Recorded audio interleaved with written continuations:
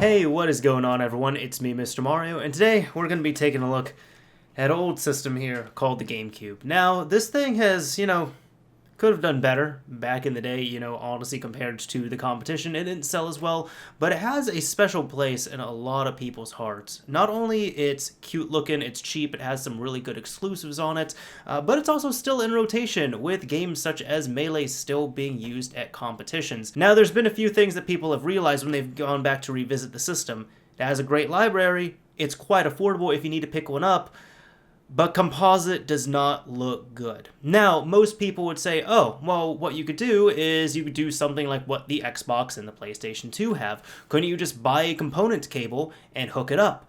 Well, you could, but component cables are stupidly expensive. Like, the last time I had checked, these things were over $200. You see, essentially what ended up happening with the component cables for this was they ended up using a chip in there that was essentially DRM. It wasn't just a dumb component cable like the Xbox and the PS2 would use.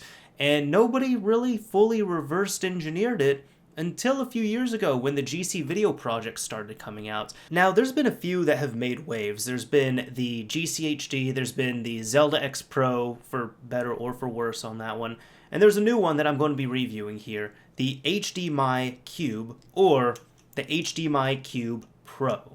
So first of all, I want to say, for full disclosure and a thank you, big shout out to the company HDMy Cube. They actually ended up contacting me. They asked if I would like to review initially this guy right here, and I said sure. I actually had several ideas on this as well too, and then they were nice enough to not only send me the HDMy Cube, but they even ended up sending me, again right here, its older brother, the HDMy Cube Pro.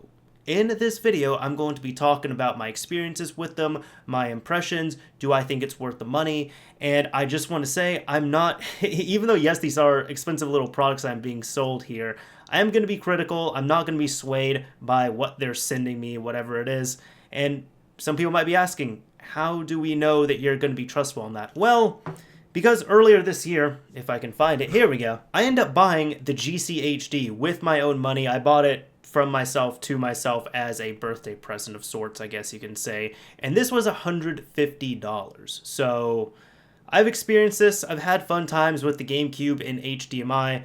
Let's check out these other adapters and see how they stack up to this as well too. Should you just go all out and get something like the GCHD, or is the HDMy Cube a worthy contender? So first of all, many people might be asking, why would you bother playing the GameCube in HDMI? Couldn't you just get a Wii and HDMI adapter with GameCube backwards compatibility built in? Others might be saying, why don't you just emulate it on your PC? It's so easy to do now. Well, to answer those, first of all, well, second, I guess, because I'm going to answer emulation first here, this is not for people who want to emulate their consoles. Now, I like emulation, I can absolutely appreciate it, but I'm one of those people, I would prefer to play on the original hardware, use everything original, but pull the highest video quality I can out of it. That's where things like this really do come in handy, and they absolutely help out, and they do have an audience. As for getting a Wii with GameCube backwards compatibility on it, well, that does work, and it is, I would say, a cheaper option if you do everything right, since you can get a Wii for about $30 or $40 from a thrift store, and then as long as it has GameCube backwards compatibility, you're okay on that. And then on top of that as well too, getting component cables or getting a Wii to HDMI is cheap enough. The problem is with that is you're not pulling the highest video quality you can for GameCube games out of a actual console. The GameCube's digital AV out is actually better quality than what you will pull from the Wii using components there. So therefore, if you're wanting to get the best native video quality for GameCube games, you should be playing on a GameCube with digital AV out. That means it's going to have 2 ports right here instead of 1 port, and you can use something like either the component cables or a HDMI adapter such as this. So now that we have that answered, if you buy one of these, what are you going to get? Well, with this for $90 before any shipping and handling, you get, of course, the HDMy Cube, you get an instruction manual, and on top of all that, you also get one of these remotes. So not bad so far. And I say not bad, I mean, I know $90 is a lot, but I'm talking in relative terms to any of the other GameCube HDMI solutions. For $110 for the Pro, you end up getting a same type of HDMI Cube, but in a different form factor. Now, it does look like it uses the analog AV out, but that's just pure dummy at that point. That does not have anything to do with it. That's just aesthetic and to kind of keep it hooked into the system a bit better. This also does include a instruction manual as such, and it does include a remote. Now, this does have the added benefit of being easier to upgrade, and I'm kind of going to wrap that in a bit of a question mark here. You see, it comes with these 6 cables right here, which are, for a pin header, and there is a pin header already installed for you on the device. However, you do have to open it, and you do have to be somewhat good with a soldering iron. On the website, it says that this is a basic modification. I'm going to disagree on that because I can solder, I would say, good enough or well, but when I first started soldering things, I was messing up on, little basic stuff. So if you're afraid of a soldering iron, I would say do not aim for this because it's not like it's going to be a simple plug-and-play solution. The final item that both of these come with are a mini HDMI to HDMI cable. So that's one thing. You can't use a regular HDMI cable on these. You have to go mini HDMI to regular HDMI. Whether you use a adapter yourself and a regular cable or use the cable that they provide, that's going to be completely up to you. Now compare that to the other product I have, which is the GCHD. This is $150. You can readily get it on Amazon. It does have regular HDMI, so you can use any type of HDMI cable. However, you don't get a remote with it, so you would have to buy a remote such as this right here. I actually ended up spending like $5 to get a universal remote, and I synced it up to this and we're good to go at that point. But then at that point as well, I don't believe there is a totally known way of updating this. I believe it would be possible, but it's not nearly as open as what you'll see with the HDMy Cube, where they openly allow you to update it. Now, this does work on all revisions of the GameCube that have the digital AV out. So by that, I mean this will work on NTSC-J GameCubes, NTSC-U GameCubes, and PAL GameCubes. It does interlaced, and it does progressive scan. And now, the highest it goes up to in the US, like the NTSC cubes, is 480p, and I believe for PAL, you'll have to excuse me because since I didn't grow up in the PAL region, I don't know this right off the top of my head, but I believe it's 576p, something along those lines. But either way, if you have the regular HDMI Cube, all you need to do is plug it into the back, make sure it snaps, and that's it. For the HDMI Cube Pro, you just do the same thing, except make sure it goes into both slots, snap it in, and that's it. And these are much better than what I've dealt with the GCHD. The GCHD, you do the same thing, except you really have to force it in there to get it to hook up. I mean, once it's hooked up, it's fine, but damn, there's a bit of force you have to use to get that one in there. Now, both of these devices use GCVideo for their software. In fact, whenever GCVideo is developed and whenever there is an update, these ones do have to have specially compiled updates. So what the HDMI Cube team does is they get the GCVideo updates, they compile them, they put them available for download for free on their site, which you can then pull those down, and if you want to, you can update either of these devices just fine. I'm actually going to have a tutorial coming out on that as well too, that covers the both of these. Now, one thing I do have to say about the devices themselves are that, in my opinion, they're not as good looking as what I've seen from like the GCHD or other HDMI solutions. And one thing that I personally didn't like that much is that both of these are painted. Now, you can choose to have them not be painted. When I got them, it was a surprise because I didn't have the choice in the color scheme. I just knew they were being sent to me, but I was actually surprised to see that they were painted up.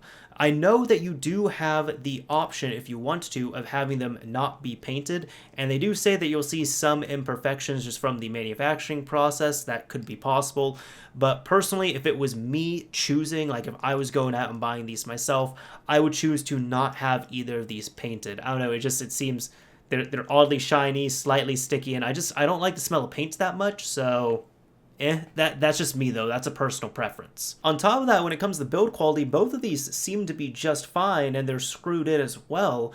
But one thing I noticed, this was today, just a few hours ago when I was working on this here, I decided to unplug the HDMy Cube Pro, and it ended up like there's a small chunk on the left side of the connector that goes to the digital AV out that isn't, like, when I was pulling it out of the GameCube, it just kind of snapped off. And it works just fine still, it's still okay, but that was just a little bit alarming to me. So, are the connectors wonky? I'm not too sure on that. I haven't had any other issues with this one. I'm hoping it's more of a fluke. But at the same time, I know they are technically the same device, but to be honest, I was a little bit shocked that it was the more expensive one that I end up getting a chip out of compared to the cheaper model here. I want to keep talking about these devices, but what I'd like to do is I'd like to show you all some gameplay as well. So the things that I'm going to be showing you are primarily going to be 480p, because one, that's what I have access to, and two, that's what you should be using if you're going to be going all out and buying a HDMI adapter for your GameCube. Don't be playing 480i stuff. I mean, if you do, 480i over HDMI is better than over composite or S-Video, but it's not going to really show what the GameCube has to offer if you're going to be doing it like that. So while the gameplay is showing, I also just want to talk about this as well too. Some people might be impressed with it, others might not be too keen on it. You do have to realize that this, since everything is so clear now, it's going to show you all the imperfections of your GameCube games. So you're going to see a whole lot of jaggies, you're going to see just issues that you had never noticed before, and it's almost going to look too clean at times. Now there are scanline features and many other features that you could use in the GCVideo, and I will demonstrate them a bit. However, the reason why I primarily didn't use scanlines is because I'm one of those people, I don't like scanlines that much. If I do want scanlines, I'm going to go to a CRT television. I'd rather not have them emulated. There's been very, very few times that I've seen properly emulated scanlines. So that's kind of a personal preference for me. I'd rather just have everything clean. Now, whenever you boot up a GameCube game, you are going to have to play games, if you're going to use the progressive scan mode, that have progressive scan on them. And to do this, what you should do is when the game is booting up, hold down the B button. And if it asks you to boot into progressive scan, say yes, and then once you confirm that, then the game is running in progressive scan, and you're golden at that point. Not every game supports progressive scan, and there's actually a few games I found, such as Need for Speed Most Wanted, and a few others in my collection that don't advertise that they have progressive scan, but in fact they do. So they still look fine. The other thing on this as well, while I'm showing the gameplay, is that this is a 480p capture. This device doesn't do any sort of upscaling. So what I'm doing is I'm recording everything in 480p 60, and then I'm upscaling it in post so it will fit 1080p just fine. I'm not stretching out the screen so it's remaining 4:3 because I personally like the screen stretched, that's just me, but a lot of people go nuts and don't want that 4:3 aspect ratio ruined, so I'm not going to be doing that here. But in case some people might be wondering on that, if this will all of a sudden boost everything up, not so much. You're going to see the imperfections, and on top of that as well too, this is 480p. If you have a good television, it will upscale just fine. If you have a bad television, it's not going to look the best. This looked fine on my 4K TV, even though it's 480p, you know, blown up on that TV, it's upscaled just fine. This looked perfectly fine on my 1080p monitors. You're really good to go at this point. And this is nothing that is exclusive to the HDMy Cube either. If you are looking at this and you're saying, oh my goodness, this looks completely horrible, I think I'm going to go with another product, you're going to get this same issue with the component cables, with any type of other brands such as the GCHD. You're going to run into this same problem because, again, this is 480p and that's it. It's not being upscaled. I do want to tack on here as well too and clarify a couple things. First of all, when I did mention upscaling with a TV, TVs and monitors are automatically going to fit the picture to the screen, so that's what I meant by they'll be doing the upscaling. The device itself puts out 480p. However, if 480p was it and it was just plastered onto the TV with no type of upscaling, it would be small on your screen like this. But because it goes to the top and bottom of the screen, that means that it is being upscaled.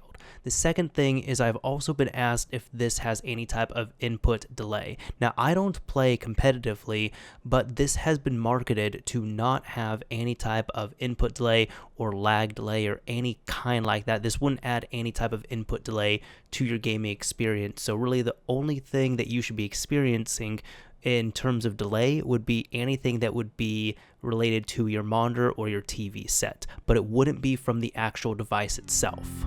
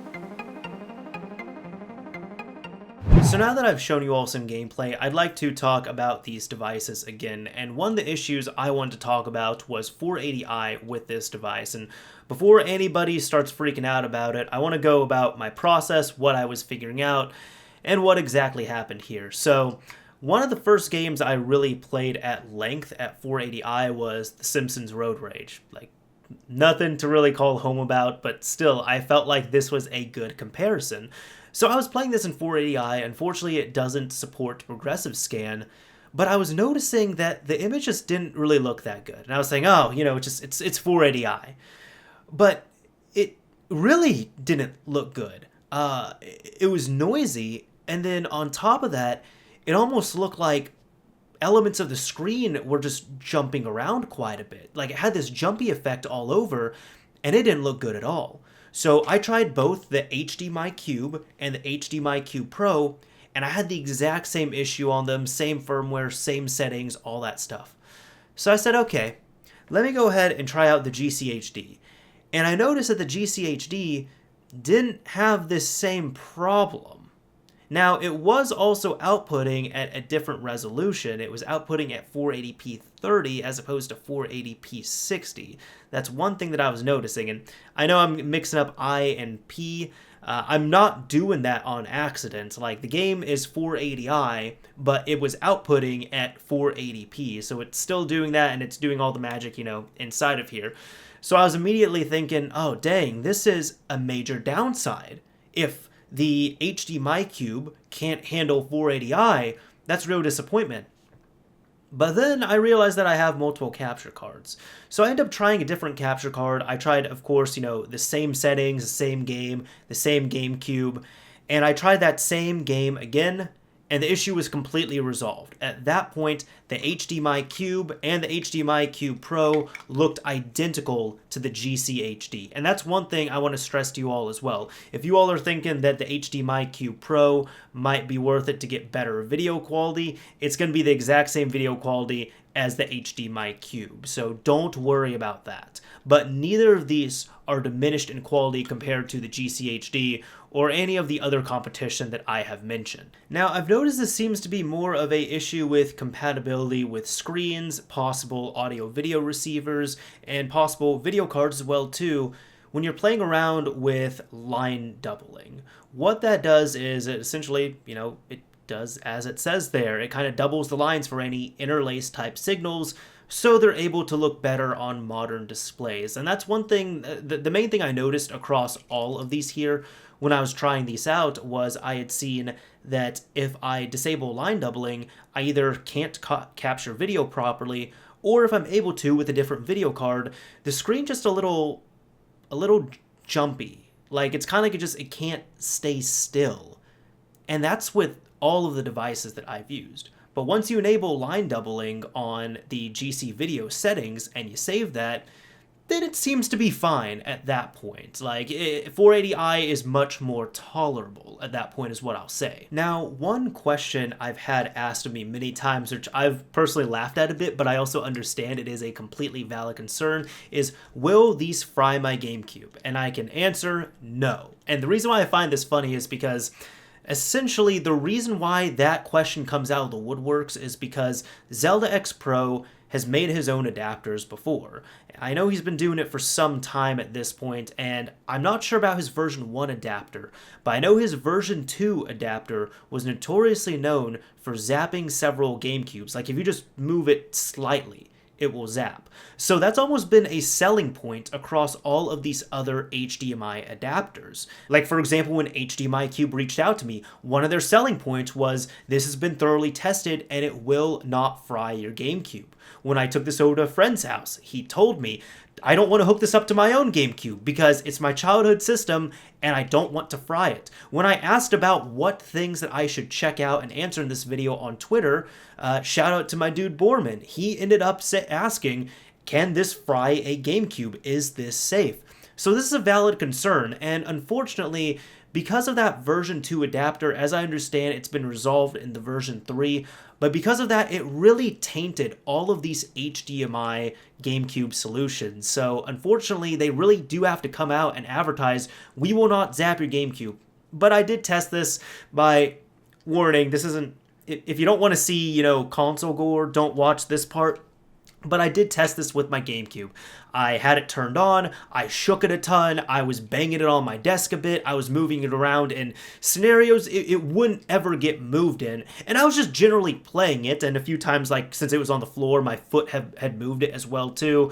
I've done it with both of these devices here, and neither of them have fried the GameCube. So you'll be good at that point. If you're worried about any of these frying your GameCube, do not worry about it, it is fine. So my final verdict on here, let's say that you are about to pull the trigger and you're just like, okay, I do have a GameCube, it has digital AV out, and I definitely want to spend the money to get an HDMI capable solution. What should I get? Well, it all comes down to this. Now, the GCHD is about $150, as I said, retailed, and it's available not only from their site, at many different reseller sites, it's available on Amazon.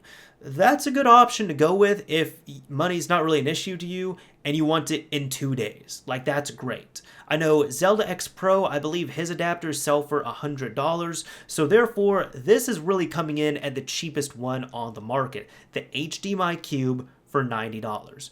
Is it worth it? I would say so, if you're looking for a HDMI-based solution. Not only it comes with all the stuff you'll need, aside from maybe, you know, the upgrade tools, and I'm going to get into that, but this does come with essentially everything you need to get started. It has a remote as well, too, and for what the competition is, this is not only the cheapest, but it's pretty good as well, too.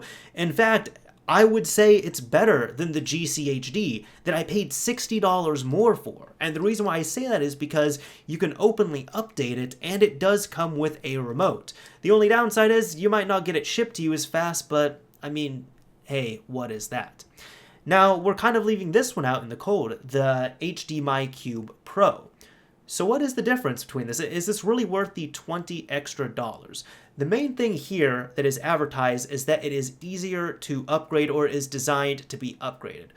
Well, this is what I'm going to tell you all. I have opened up both of these devices, and they are the same device. They're the exact same device. The only difference is the HDMy Cube Pro has a pin header already soldered to it.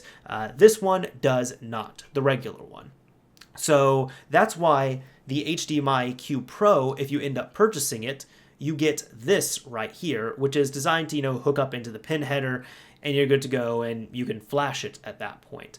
However, you do also have to buy it is recommended to purchase a USB programmer. So this is specifically a CH314A, I believe that's what it is. I'll link it down below in the description as well too. So in conjunction, once you have this, once you have the HDMy Cube Pro, once you have your UART, or I believe it's ITT cables, something like that, or TTL cables, that's what they are. Once you have these cables, the device, and your USB programmer, you're ready to rock at that point. Now, the USB programmer, you have to buy it separately, and it's less than $10 online. You can get it anywhere from $2 straight from China to $9 within the US domestically.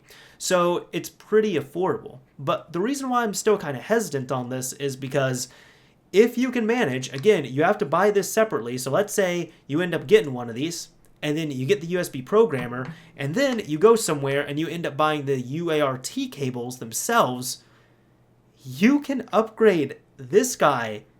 Just, it's a little bit harder. That's it. It's a little bit harder. And that's mostly because you don't have the pin header where you can just connect these in easily. You kind of just have to put them into holes and use some pressure.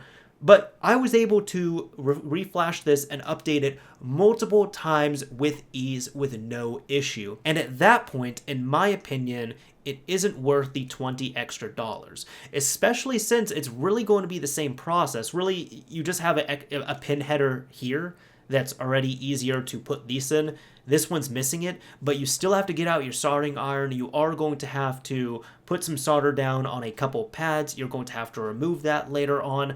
The process for the most part is really going to be the same between the two, so I'm not getting $20 worth of convenience out of this. Now, what do I think would be worth an extra $20 upgrade?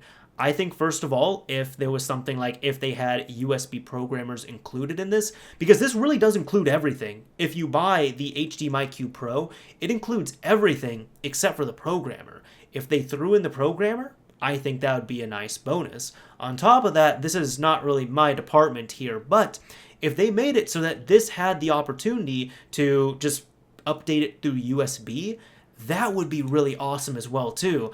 I don't know if they're going to be doing that. That's me personally as a consumer just saying, like, that's what I would like.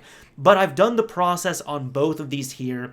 And as I said, if updating is that important to you, I still can't really recommend the Pro for that extra $20 price tag. Because as I said, you have to buy the USB programmer separately. And then on top of that, you do have to get these cables if you just get the regular HDMy Cube. But you can find these easily enough. In fact, when I was looking around, I had some difficulty finding these, but you can buy a different programmer, or sometimes you can even buy one of these programmers and it'll have the cables included. It will set you back another few dollars. So at that point, you're still going to be spending less than $2 on that, really for the same type of functionality. So, in my opinion, is the HDMy Cube worth the money? I would say if you're wanting and you're dead set on getting an HDMI solution for your GameCube, absolutely. And in my opinion, looking at this, it's not only the best option for your wallet here out of the competition, but its features are identical or even better to what competition has to offer. So I've been quite pleased with this. I've already aired out my grievances on the Pro versus the regular version, but the regular version is just fine. I can absolutely recommend this if you're looking for this solution here.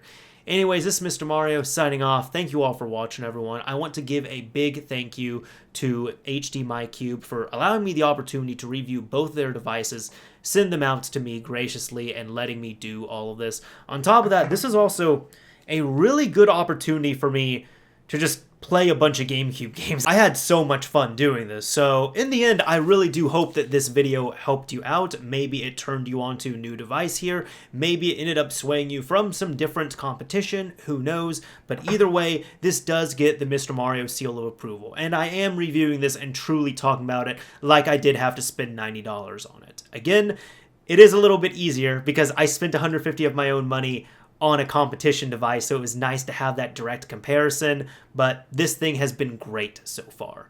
Anyways, this is Mr. Mario, signing off for real this time. Later, everyone.